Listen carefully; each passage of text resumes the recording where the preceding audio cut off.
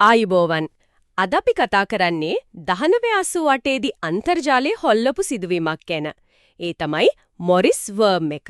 ඔව් මේක ඇත්තටම අන්තර්ජාල ඉතිහාසයේ කියන්න පුළුවන් මුල්ම ලොකු ආරක්ෂක සිදුවීමක්. හරියටම. අපේ අතේ තියෙනවා ඓතිහාසික වාර්තා, තාක්ෂණික විග්‍රහ වගේ දේවල්. අපි බලමු මේකේ මුල කොහොමද පැතිරුනේ, මොකක්ද බලපෑම උනේ සහ අදටත් වැදගත් වෙන්නේ ඇයි කියලා. පටන් ගමු එන. මේක හැදුවේ රොබර්ට් ටැපන් මොරිස්. එයා කෝනල් විශ්වවිද්‍යාලයේ උපාධි ශිෂ්‍යයෙක් ඒ කාලේ. 1988 නොවැම්බර් 2 වෙනිදා නේද? ඔව් හරියටම. එයාගේ අරමුණ වෙලා තියෙන්නේ, ඒ කියන්නේ එයා කියපු විදිහට අන්තර්ජාලය කොච්චර ලොකුද කියලා මැන බලන පොඩි අතහදා බැලීමක් කරන්න. පොඩි අත්හදා බැලීමක්. හැබැයි ඉතින් වැඩේ නැවතුන්නේ නැහැ එතනින්. ඒක පාලනයෙන් ගිලිහි ගියා සම්පූර්ණයෙන්ම.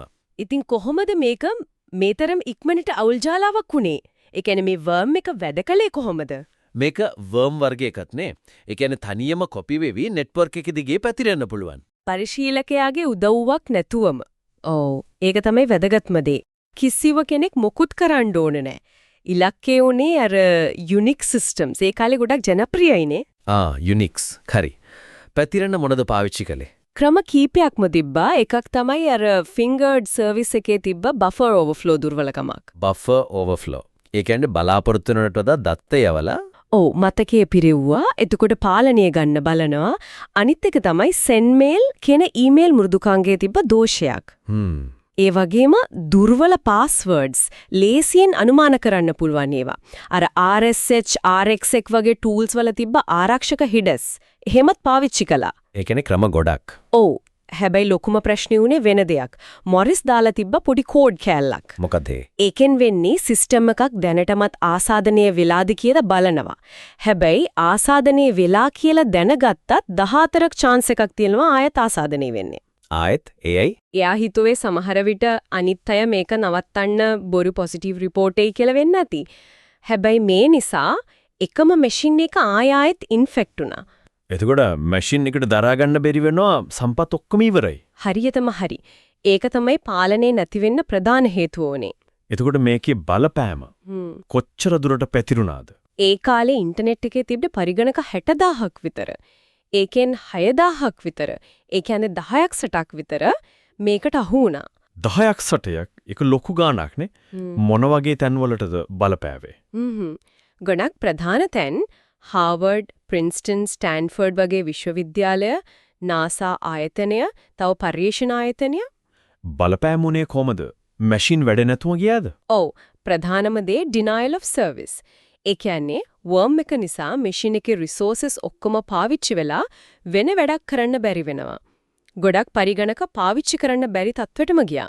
මේකෙන් වෙච්ච මූල්‍ය පාඩුව ගැන මොන හරි තක්සේරුවක් තියනවද? ඔව්. ගණම් හදලා තියෙනවා ඩොලර් ලක්ෂයක ඉඳන් මිලියන 10ක් විතර වෙනකන් කියලා. මිලියන 10ක්. ඔව් ඒ වැතිනෙච්ච වැඩ කරන වෙලාවයි මේවා ආය හදන්න ගිය වියදමයි ඔක්කොම එකතු කරලා. ඒ වගේම මේකෙන් අන්තර්ජාලයේ ආරක්ෂාව ගැන මොනවද හෙළියුනේ? පැහැදිලිවම පෙනුණා මුල් කාලේ නෙට්වර්ක් කොච්චර අනාරක්ෂිතද කියලා. කියන්නේ අර සත්‍යාපනය කිරීම දුර්වලයි, මිනිස්සු ලේසි පාස්වර්ඩ්ස් පාවිච්චි කරනවා. අනික මේ වගේ දෙයකට කවුරුත් සූදානම් වෙලා හිටියේ නෑ. ඉතින් මේ රොබර්ට් මොරිස්ට මොකද වුනේ? නීතියෙන් ප්‍රශ්නයක් වුණාද?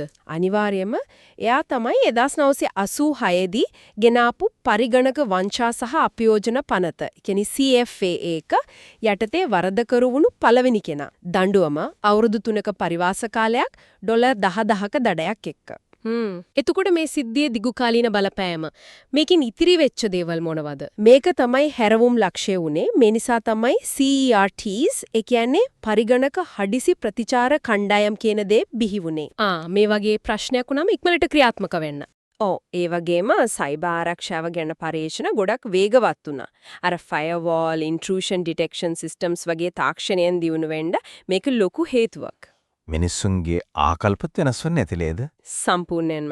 සයිබර් තර්ජන ගැන තිබ්බ අවබෝධය. ඒ කියන්නේ ඒකේ බරපතලකම තේරුම් ගියේ මේ සිද්ධියෙන් පස්සේ.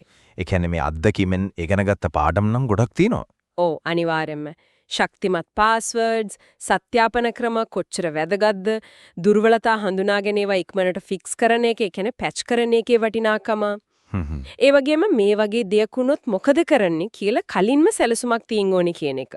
පොදුවේ සයිබර් ආරක්ෂාව ගැන දැනුවත්කම වැඩි වෙන්න ඕනේ කියන එකත් තේරුණා. එහෙනම් අවසාන වශයෙන් මෙහෙම බලන්න පුළුවන් අර මුල් කාලේ තිබ්බ නිකන් ටිකක් විවෘත විශ්වාසය මත පදනම් වෙච්ච අන්තර්ජාලය. ඔව් ඒක.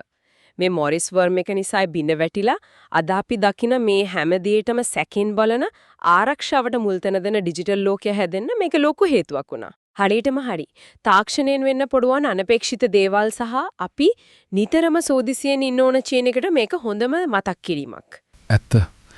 ඒ ගැන හිතන්න දෙයක් ඉතුරු කරව.